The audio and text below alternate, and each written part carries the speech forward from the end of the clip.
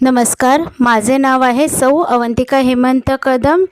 यशवंतराव चव्हाण महाराष्ट्र मुक्त विद्यापीठ नाशिक अंतर्गत शालेय व्यवस्थापन पदविका P10 म्हणजेच डिप्लोमा इन एज्युकेशन हा अभ्यासक्रम आहे.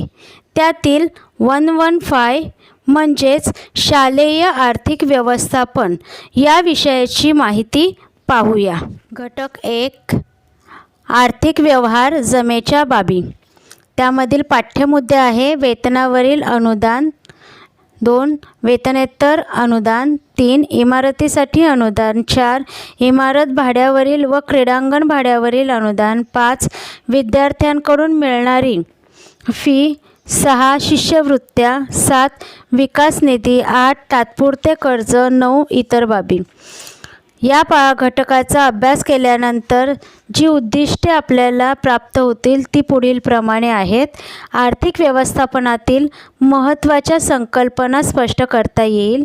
2 यशस्वी शैक्षणिक विकासासाठी आवश्यक असलेल्या वित्ताच्या पुरवठ्याचे स्रोत सांगून वित्त पुरवठा वाढविण्याचे मार्ग शोधता येईल. 3 शासनाकडून जास्तीत जास्त अनुदान मिळण्याच्या दृष्टीने उपाययोजना करता येईल. 4 विद्यार्थ्यांकडून मिळणाऱ्या सर्व प्रकारच्या फीचे महत्त्व स्पष्ट होईल. 5 शाळेच्या अर्थव्यवहारावर योग्य नियंत्रण ठेवता येईल. प्रास्ताविक. माध्यमिक शाळेच्या मुख्याध्यापकाला शाळेतील शैक्षणिक उपक्रमांचे, कार्यालयीन कार्यपद्धतीचे, शाळेतील सुविधांचे, मानवी संबंधांचे, त्याचप्रमाणे वित्तीय व्यवस्थापन करावे लागते. वित्तीय व्यवस्थापनाच्या किंवा आर्थिक व्यवस्थापनाच्या विशिष्ट संकल्पना आहेत, त्याचा आपण विचार करूया. वित्तीय व्यवस्थापन महत्त्वाच्या संकल्पना. हॉवर्ड आणि उपटन यांच्या शब्दात वित्तीय कार्य करण्याच्या संदर्भात नियोजन व नियंत्रण कार्ये करण्याच्या प्रक्रियेला वित्तीय व्यवस्थापन असे म्हणतात. प्रा. J. L. मॅसी यांनी वित्तीय व्यवस्थापनाच्या व्याख्या पुढील प्रमाणे केली आहे.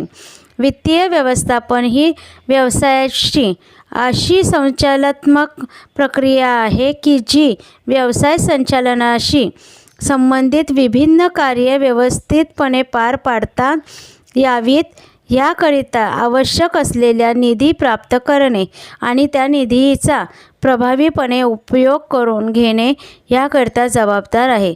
तसेच जोसेफ ब्रँडेल यांच्या मते वित्तीय व्यवस्थापन हे व्यवसाय व्यवस्थापनाचे असे क्षेत्र आहे की ज्याचा संबंध भांडवलाचा युक्तिसंगत उपयोग आणि भांडवलाच्या स्रोतांचा काळजीपूर्वक निवडीशी आहे. खर्च आपल्या उपक्रमाला आपली उद्दिष्टे गाठण्याच्या दृष्टीने प्रगती करता यावी याकरिता असे करणे आवश्यक असते.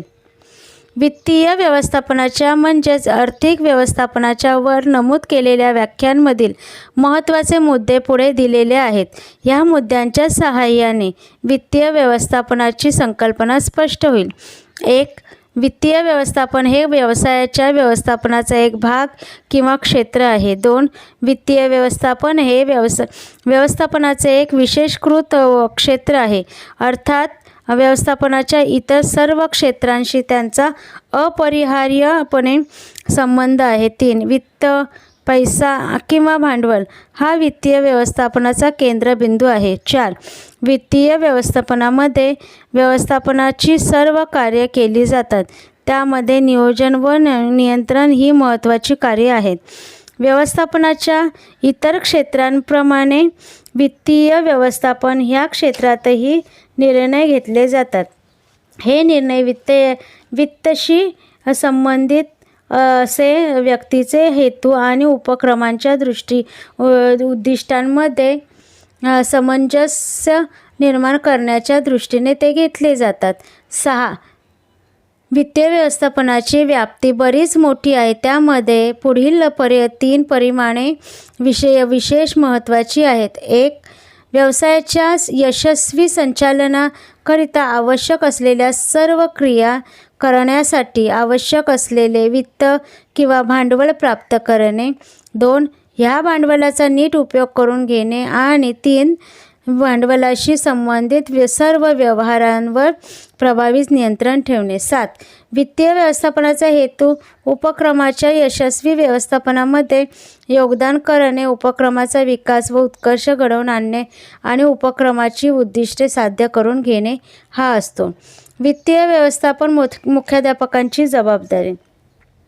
माध्यमिक शाळांमधील आर्थिक व्यवस्थापनाच्या तात्विक बैठक समजण्यासाठी व्यवस्थापनाच्या व्याख्या, संकल्पना व कार्ये तसेच आर्थिक व्यवस्थापनाच्या व्याख्या, संकल्पना व कार्ये याविषयी वर केलेल्या विवेचन सहाय्यभूत होईल आणि निरनिराळ्या व्यवसायांच्या कार्यवाहीत थोडाफार फरक असू शकेल, परंतु तात्विक बैठक मात्र तीच असते.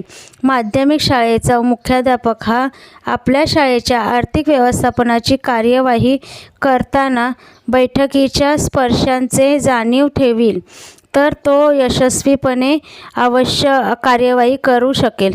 मुख्याध्यापकांनी माध्यमिक शाळेमध्ये पार पाडावयाच्या अनेक जबाबदाऱ्यांपैकी आर्थिक व्यवस्थापन ही एक जबाबदारी आहे. या आर्थिक संबंधात व व्यवस्थापनात शिक्षक, कर्मचारी व विद्यार्थी, शिक्षण खाते व शासन, ह्या शाळा चालविणारी संस्था व समाज यांमध्ये शाळेचा मुख्याध्यापक हा केंद्रबिंदू आहे. यशस्वी व्यवस्थापनासाठी आवश्यक गुण वैशिष्ट्ये. कोणत्याही व्यवसायामध्ये यशस्वी होण्याकरिता व्यक्तीमध्ये काही गुण वैशिष्ट्ये असायला हवीत. एकेकाळी चांगले व्यवस्थापक जन्मावे लागतात, ते तयार केले जात नाही असा समज होता, परंतु हा समज आता कालबाह्य ठरला आहे. विविध गुण आत्मसात करून व्यक्ती यशस्वी व्यवस्थापक होऊ शकतो. अर्थव्यवस्थापनासाठी मुख्याध्यापकाजवळ काही किमान गुण असणे आवश्यक आहे. 1. तांत्रिक सामर्थ्य. 2. व्यवस्थापन कौशल्य. 3. चारित्र्य व सचोटी. 4. व्यवहार क्षमता. 5. दूरदृष्टी व निर्णय क्षमता. 6. सर्वसामान्य ज्ञान. 7. उत्तरदायित्व भावना. 8. बहुश्रुतता. शाळेचा मुख्याध्यापक हा शाळेच्या व्यवहारासाठी जबाबदार असतो. शैक्षणिक विकासासाठी लागणारा अर्थपुरवठा हा मुख्यतः शासनाकडून होतो. त्याचप्रमाणे काही निधी हा विद्यार्थ्यांचे पालक, शिक्षणप्रेमी, उदार व्यक्ती व सामाजिक जाणीव असणाऱ्या सहकारी संस्था यांच्याकडून ही उपलब्ध करून घ्यावा लागतो. या मिळणाऱ्या रकमांचा खर्च हा शाळेच्या शैक्षणिक विकासासाठी उपयुक्त, फलदायी झाला पाहिजे. या सर्व अर्थव्यवहारांची नोंद विशिष्ट पद्धतीने अचूक करायला हवी. ही नोंद व्यवस्था, शासन, मध्यवर्ती संस्था व निधी सहाय्यकर्ते यांना विश्वासार्ह वाटली पाहिजे व त्यांना समाधान देणारी असली पाहिजे. शासन अनुदान देते तेव्हा शासनाने विशिष्ट नियम घालून दिले असतात व विशिष्ट शर्ती ठेवलेल्या असतात. त्या विशिष्ट नियमांची संपूर्ण माहिती मुख्याध्यापकास असणे अत्यंत गरजेचे आहे. तसेच शर्तीचे काटेकोरपणे पालन होणे महत्त्वाचे आहे.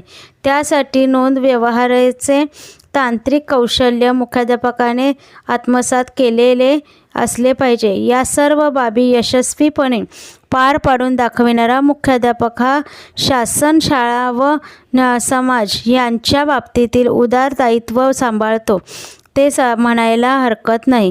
माध्यमिक शाळा संहितेमध्ये आणि सेवा शर्ती नियमावलीत यामध्ये मुख्याध्यापकांची कर्तव्ये दिलेली आहेत. त्यामध्ये माध्यमिक शाळेच्या आर्थिक व्यवहाराचे नियोजन करणे, आर्थिक व्यवहार केलेल्या व योजलेल्या आर्थिक व्यवहारास शालेय समितीची मान्यता घेणे इत्यादी बाबींचा समावेश केलेला आहे.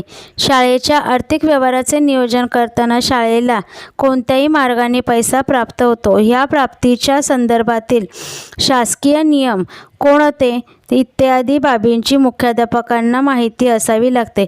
या घटकांमध्ये ह्या बाबींचा विचार आहे.